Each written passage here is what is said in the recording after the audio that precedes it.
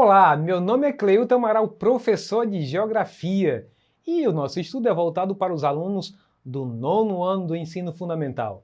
Você já está preparado para o início do ano letivo de 2021? Se você disse que sim, calma lá, vamos primeiro dar uma revisada em algumas coisas que você estudou no ano passado, porque em breve as aulas reiniciarão e você vai ter novidades com o seu professor. Vamos lá então? O nosso assunto de hoje é os conflitos ambientais. Vamos ver o que é isso?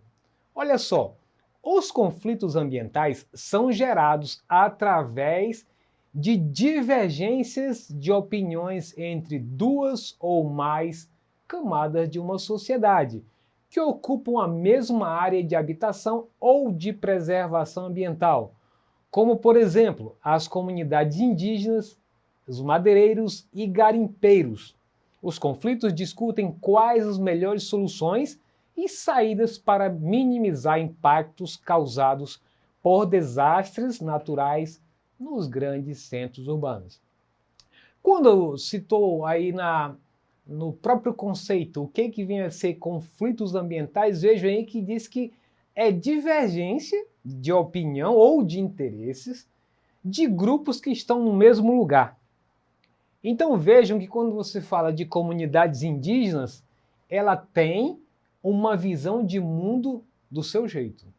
Os interesses dela são focados na preservação da natureza, são focados em consumir apenas a quantidade necessária que ela precisa dos animais, dos peixes, dos vegetais, de tudo. Quando porventura aquilo se esgota, troca por uma outra área, mas o todo daquela região fica preservado, né? A própria natureza vai se recompor normalmente. Mas quando você trata de estar no mesmo ambiente, disputando esse ambiente, madeireiros e mineradores, você vai perceber que os interesses são totalmente distintos. Enquanto que um preserva e visa manter aquela região como está, para quando ele voltar num ciclo posterior e encontrar aquela região rejuvenescida, os madeireiros, na verdade, têm uma visão da madeira de outra maneira, porque ela tem uma conotação econômica. Então a ideia é desmatar, para retirar algo que tem um valor econômico muito importante. Da mesma maneira que a mineração também tem outra visão.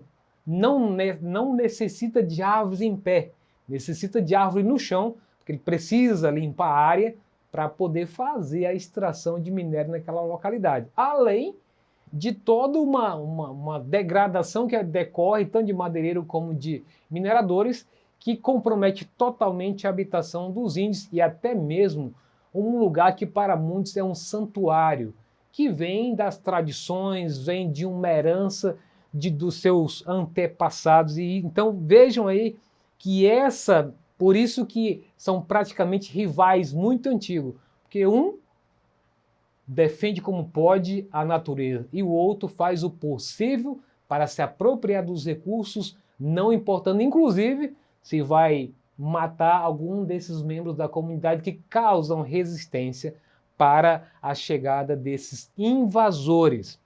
Então, nos últimos 60 anos, pelo menos 40% de todos os conflitos internos tiveram alguma relação com a exploração de recursos naturais.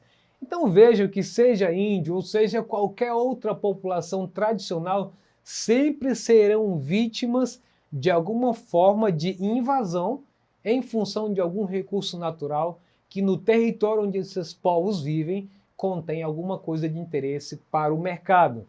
Então esses produtos podem ser valiosos, na sua maioria como madeira, diamantes, ouro e petróleo, mas também ser recursos escassos, que não é comum em qualquer lugar, a não ser onde esses povos estão residindo.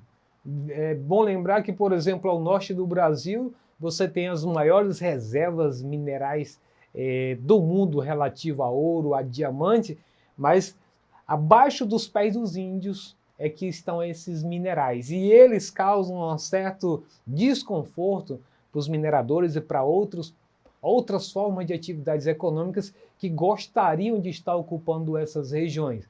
Então, aí você tem diamante, ouro, petróleo, além desses recursos escassos, como água, que já é motivo de disputa e conflito em vários lugares do mundo, principalmente no Oriente Médio e no continente africano, segundo o Programa da ONU para o Meio Ambiente, PNUMA. Bom, e aí eu tenho um título acima desse mapa: Invasão e desmatamento de terras indígenas no Brasil. Por que eu coloquei o nome Brasil aí? Porque eu também resolvi destacar em outras regiões do planeta, para você entender que essas discordâncias, divergências de uso do território, uso dos recursos naturais, ela acontece em vários lugares do mundo e não somente na Amazônia, conforme esse mapa aí. Então o que diz aí? O esgotamento de terras e recursos naturais fora das áreas protegidas, combinado com continuidade dos efeitos de grandes obras de infraestrutura, seja ela ferrovia, seja ela rodovias, e a falta de fiscalização também ajuda a explicar o salto no ritmo de desmatamento dentro das terras indígenas, as TIs. Quando você olha nesse mapa, você vai ver como realmente a situação, tanto das unidades de conservação, que é um cinza de tom bem claro, que se você ficar bem atento, você vai perceber isso, como também das terras indígenas, que é um cinza mais escuro, você vai perceber que tem em todo lugar, inclusive no estado do Acre, essas reservas, e também de vermelho, que já é uma grande ameaça, que são os desmatamentos. Então mostra que todas essas áreas de preservação, seja de áreas, unidade de conservação federal, ou seja essas onde estão os povos indígenas, existe uma ameaça constante em função das atividades econômicas, seja a pecuária, seja a agricultura, seja a mineração, há uma pressão muito forte. Então, eu queria aqui destacar o estado de Rondônia, que é nosso vizinho. Você tem aí uma das 10 áreas indígenas que estão sob ameaça de desmatamento, que cresceu bastante. Esse desmatamento se destaca o povo Uru-El-Auau, né? São todas essas manchas verdes, mas quando você olha para Rondônia, você vai identificar esse povo Uru-El-Auau, que estão com a sua região ameaçada por essas invasões, seja de poceiro, seja de mineração, seja de qualquer outro interesse aí. E aí, invasão de terras indígenas por garimpeiro, aí vamos destaque específico para isso. A incidência de garimpo ilegal na Amazônia, especialmente em territórios indígenas e áreas naturais protegidas, tem crescido exponencialmente nos últimos anos com o aumento do preço do ouro. Olha só o detalhe, a nível internacional, parece que os países até meio preocupados qual será os rumos do dólar a nível universal, que é a moeda corrente no mundo, começam a investir na compra de ouro. Inclusive as constantes ameaças de guerras em escala muito maiores, como por exemplo a Terceira Guerra Mundial, faz com que alguns países, e aí eu faço referência ao caso da Rússia e da China, que são grandes compradores de ouro, crie essa pressão nos lugares onde são fornecedores de ouro, que entre mão e outra, de forma ilegal ou não, vai chegar no seu destinatário de forma legal, ou seja, no trânsito aí, no meio do caminho, esse ouro que é ilegal, ele se torna legal aí, e tem várias investigações para tratar disso. Então veja que, além da questão que a gente viu aí da madeira, da disputa por outros minerais importantes, você tem o ouro aí, que é uma disputa mundial para que os países mantenham sua reserva de ouro em alta. Então vamos para a África agora, no continente africano. Lá nós temos o caso dos pastores Fulani. Os pastores Fulani são o último grande grupo de pastores nômades, né, que precisam, em função às vezes da escassez de alimento para os seus animais, se deslocarem para outros lugares. E aí eles transitam tanto no Mali, na Nigéria, em 15 países da África Ocidental. E aí está começando a surgir alguns conflitos com os agricultores sedentários, aquele que tem suas propriedades fixas, né? À medida que esses Fulani precisam melhorar a alimentação dos seus animais, buscar lugar onde seja mais adequado para os seus animais, eles se aproximam e dos interesses dos agricultores sedentários estão levados a conflitos de fato, armado, momentos que morre fulano e outros momentos que morre do outro lado os agricultores sedentários com suas propriedades. Há um conflito de território. Aí nós temos também a hidrelétrica de Belo Monte, que foi inaugurada em 2019, é a quarta maior hidrelétrica do mundo, mas que devastou uma grande área da floresta tropical brasileira, colocando em risco as tribos indígenas dos Caiapós, que dependem do rio. Vocês sabem que o nome represa represa água, e isso impede, inclusive, a própria dinâmica dos peixes que têm que subir o rio e se reproduzirem nas pastinas rasas. E muitas das vezes essas comunidades estão acima da represa, e isso já compromete toda a dinâmica alimentar desses povos. E aí nós temos o caso do petróleo na Nigéria, aí na região do delta do Níger. Então aí é uma região que tem tanto petróleo como também tem piratas nessa região. E tem trazido uma série de problemas para os povos que moram aí, porque são vítimas tanto de detenções ilegais, torturas e até execuções. E o próprio delta está diminuindo o seu volume de água, está sofrendo em função da extração de petróleo no mundo desde 1950 nessa área do continente africano. Então a forma como é explorada tem trazido danos para esse rio, em específico delta do rio Níger.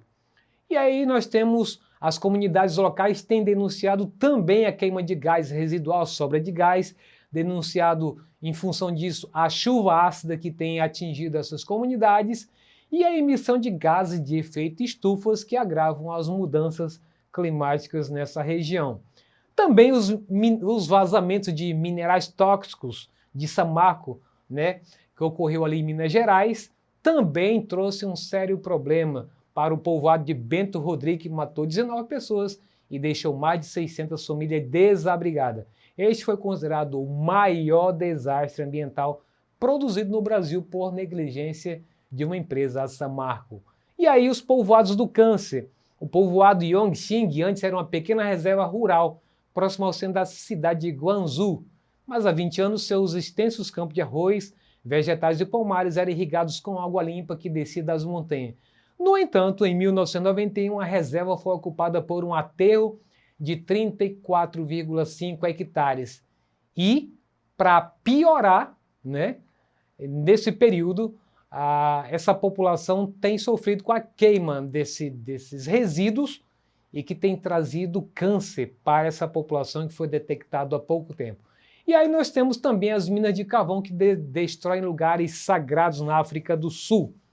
É aquela coisa, você tem aí minas, mas que na verdade a localização dessa mina é exatamente em populações tradicionais que veem todo um histórico de seus descendentes serem destruídos por interesses econômicos.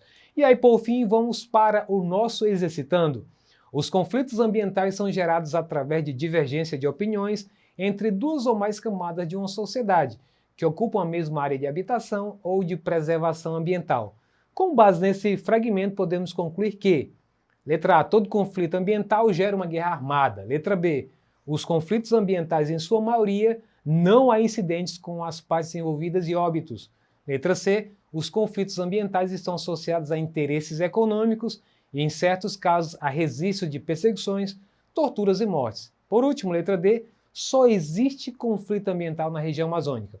Fez sua escolha? Se você disse que a letra certa é a letra C, muito bem, você acertou. Os conflitos ambientais estão associados a interesses econômicos e, em certos casos, a registro de perseguições, torturas e mortes. Se você quiser acessar essa aula ou qualquer outro componente curricular, basta você acessar a plataforma Eduque. Um abraço e até a próxima!